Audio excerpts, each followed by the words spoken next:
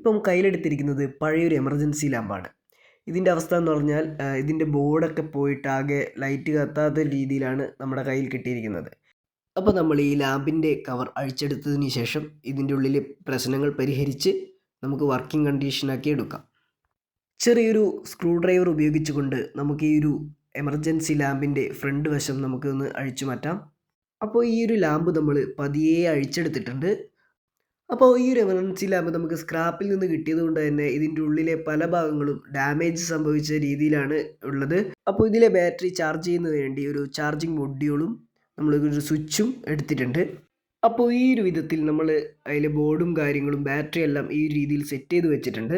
അപ്പോൾ അഴിച്ചെടുത്ത ഈ ഒരു എമർജൻസി ലാമ്പ് എല്ലാം ശരിയാക്കി നേരെ ഇട്ടതിന് ശേഷം ഇതൊന്ന് ഓൺ ചെയ്ത് നോക്കാം. അപ്പോൾ ഈ ഒരു എമർജൻസി നമ്മൾ ഓൺ ചെയ്തിട്ടുണ്ട്.